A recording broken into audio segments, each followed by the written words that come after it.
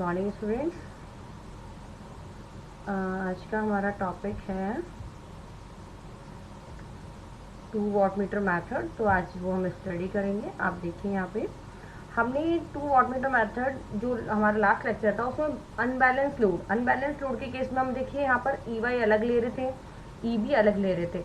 आप हमेशा जब भी कोई आगे का पार्ट, मैं आपको पहले ही जब फर्स्ट पेज आता है उसमें पार्ट 6 पार्ट 7 सब लिख के दे रही हूँ। इसलिए दे रही हूँ क्योंकि अगर आप पार्ट 6 नहीं रीड करते हैं या पार्ट 5 रीड नहीं करते हैं पार्ट 6 से पहले, तो आपको वो चीज़ नहीं समझ में आएगी। मैं ये मान के चलती हूँ आप पार्ट 5 पढ़ने के बाद ही पार्ट 6 रीड कर रहे हैं, पार्ट 6 के बाद ही पार्ट 7।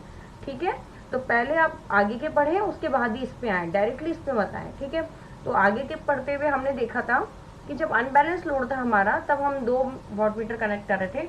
तो इसमें क्या हो रहा था, W2 वाटमीटर का पाठ्यांक एक तरह से W1 किसका दे रहा था, IR का, और इसके अंदर जाने वाली करंट और इसके यहाँ से लेकर ERB का वोल्टेज। तो अब मैं यहाँ क्या कहती, IY EY EB सबको मैं अलग अलग तरीके से डिनोट करी थी। क्यों? क्योंकि यहाँ पर मैं अनबैलेंस लोड था, यहाँ पर Y फेज का जो वोल्टेज है वो अलग है, B फेज का वोल्टेज अलग है। तो इस तरह से IR प्लस I, यहाँ पर देखिए W1 प्लस W2 की रीडिंग्स क्या आई थी, IR ER IY EY IB EB P1 plus P2 plus P3, है ना, W1 प्लस W2। लेकिन अब हम जो लेक्चर अब जो हम पढ़ने जा रहे हैं वो किसके लिए, बैलेंस लोड के लिए। बैलेंस लोड के केस में EY EB के बराबर होगा, IR IY IB तीनों करंट्स एक दूसरे के बराबर होंगी। देखिए अब तो ये आता है हमारा बैलेंस लोड। तो इसमें देखिए प्रत्येक फेज का वोल्टेज RMS वैल्यू, तो IR IY IB फेज धारा RMS वैल्यू तथा प्रत्येक फेज में धारा वोल्टेज से 5 कोण पीछे रहती है।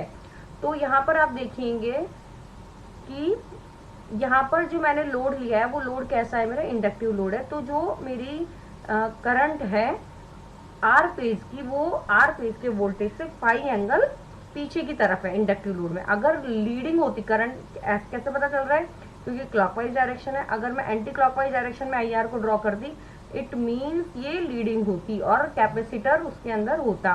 तो हम जनरली हमारे जो भी लोड होते हैं वो इंडक्टिव होते हैं, इसलिए हमारा IR जो है लैग कर रहा है। ऐसे ये VY बनाया और ये IY बनाया।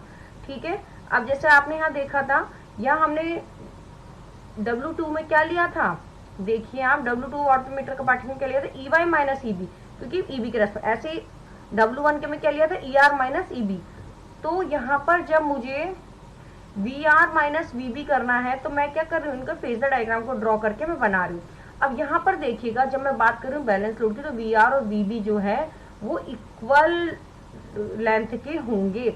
जब भी दो जो मेरे वेक्टर होते हैं अगर वो इक्वल लेंथ के होते हैं तो जो रिजल्टेंट वेक्टर होता है वो उनके बिल्कुल मिड में बनता है।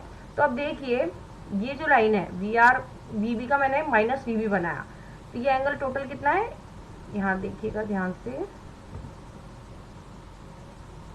ये टोटल एंगल कितना होता है 180 डिग्री। लेकिन VR और VB के बीच का एंगल कितना है 120 डिग्री। तो VR और माइनस VB के बीच का कितना हो गया 60 डिग्री। तो जो रिजल्टेंट वेक्टर VR भी बन रहा है और VR के बीच का एंगल कितना हो जाएगा 30 डिग्री, 60/2 30 डिग्री। ठीक है स्टूडेंट, ये रिजल्टेंट वेक्टर बनाना आपको मैंने सिखाई दिया था VR, और ये जो माइनस VB है इस माइनस VB को ड्रॉ किया और दोनों वेक्टर के जो लास्ट बिंदु था और स्टार्टिंग बिंदु को VR भी बन गया।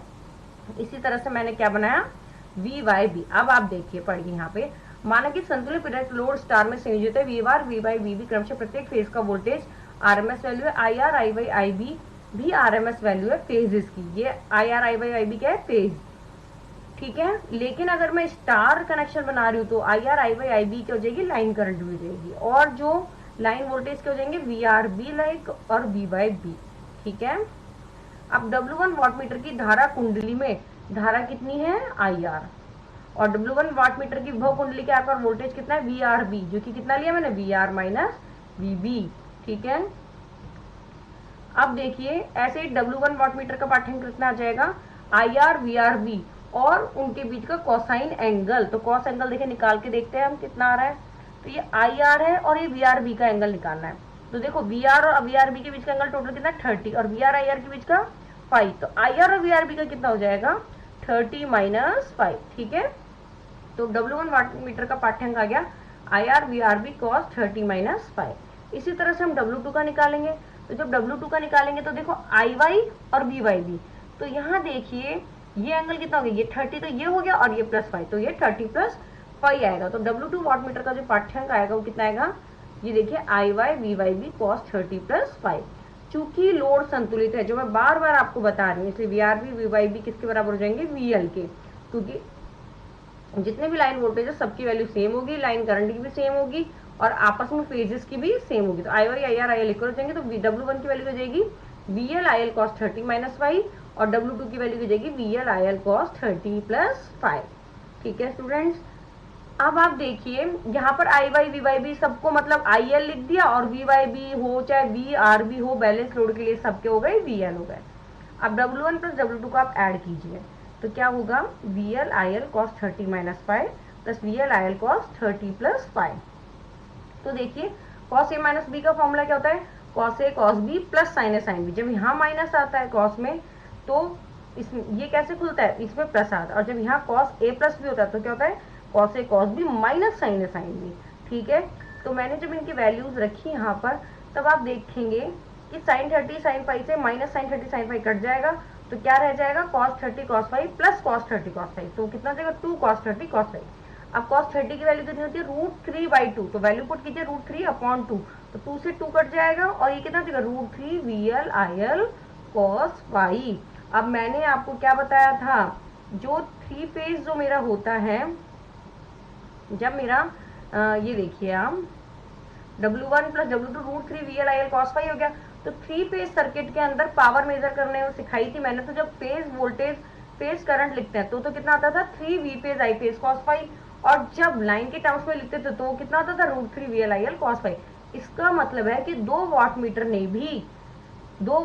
ने भी तीनों फेज की पावर को हमें मेजर कर दिया है।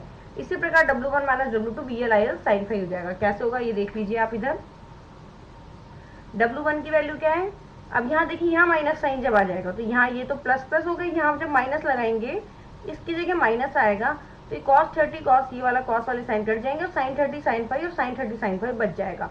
तो 2 sin 30 sin 5, sin 30 की वैल्यू क्या होती है, 1/2, तो 2 से 2 कट जाएगा, तो कितना आ जाएगा, VL IL sin 5।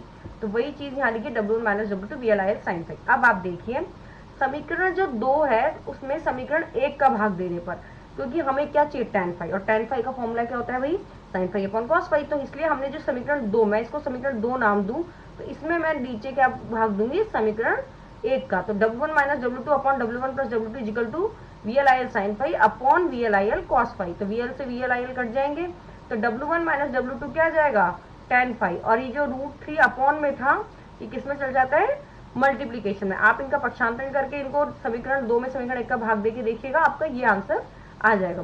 तो यहाँ पर पाई की वैल्यू कितनी होगी, tan inverse √3 W1 - W2 upon W1 + W2। अतः स्पष्ट है कि दोनों वाट मीटर का पाठ्यांक जो है शक्ति गुणांक पर निर्भर करता है।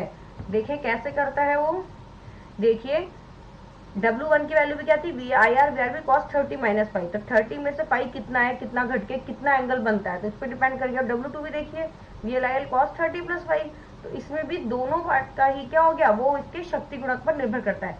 तो अब हम देखेंगे शक्ति गुणक पर कैसे निर्भर करता है। इस जो ये जो अपनी जो पूरी चार्ट है इसको मैं नेक्स्ट लेक्चर में पढ़ाऊंगी, क्योंकि तो ये वेरी वेरी इंपॉर्टेंट है। इससे ऑब्जेक्टिव क्वेश्चंस भी आते हैं, इससे जो अपने जो क्वेश्चंस होते हैं, एग्जाम क्वेश्चंस होते हैं, उसमें भी डायरेक्टली दे दिया जाता है कि अगर इतने से इतने का एंगल है तो कब किस केस में वाटमीटर की रीडिंग जो है उल्टी हो जाती है, किस केस में वाटमीटर की जो रीडिंग है इक्वल आती है। तो ये हमें बिल्कुल याद होना चाहिए। तो इसको हम डीपली डिस्कस करेंगे नेक्स्ट लेक्चर में। बस ये हमारा लास्ट टॉपिक है।